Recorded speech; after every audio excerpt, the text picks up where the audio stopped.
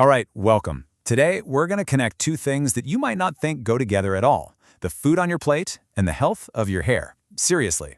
Ever wondered if there's a real link between your diet, inflammation, and maybe even hair loss? Well, let's dive in and find out.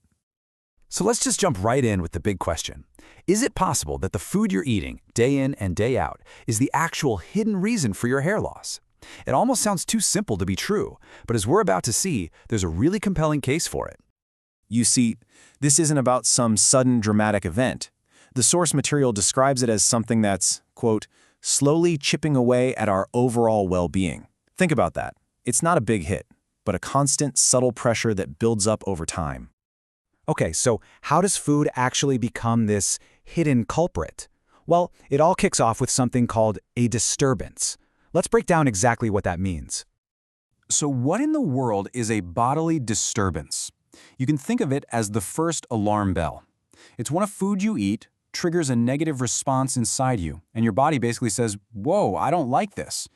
And this isn't just about, a little indigestion. This is the first domino to fall in a much bigger chain reaction. Right, so that first little disturbance doesn't just stay put. Nope, it creates what you could call a ripple effect, and it starts to spread. Let's take a look at how that actually works. And here's the core idea, the thing you really gotta grasp. Just like a single pebble dropped in a calm pond, that one little food-related disturbance can send waves rippling through your entire body. It becomes a systemic problem, not just a gut problem. This is absolutely key. So, here it is, the whole chain of events laid out, step by step. First, you eat a food that your body doesn't agree with. That creates the initial disturbance we talked about. Next, that disturbance triggers system-wide inflammation. And the final step? For some people, that inflammation can actually lead to hair loss. It's a pretty clear path when you see it all together.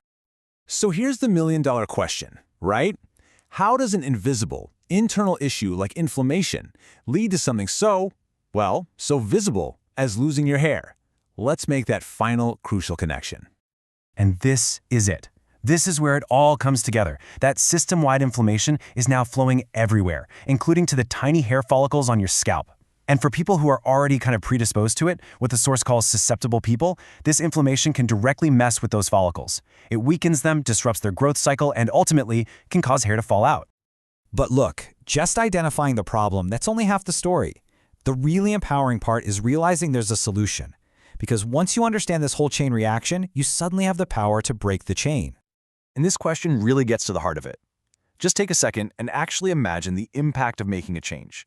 If eating certain things is fueling the fire every single day, what happens when you just stop? Let's look at this side by side, because the difference is pretty stark. On one hand, you've got a body that's constantly getting these disturbance signals, keeping it in a state of inflammation. But on the other hand, when you remove those foods, it's not just that things stop getting worse. Your system finally gets a chance to calm down, and the inflammation can actually actively decrease. You're not just stopping the damage, you're allowing healing to begin. So really it all boils down to this. It's a simple but incredibly powerful idea. Every single meal, every single day is a choice. It's a vote you cast, either for more inflammation or for less of it. And that's what I want to leave you with. A final question to really think about for yourself. Based on everything we just went over, what message is your diet sending to your body today? Is it a message that creates disturbance and fans the flames? Or is it one that promotes calm and well-being? As we've just seen, that choice is pretty much up to you.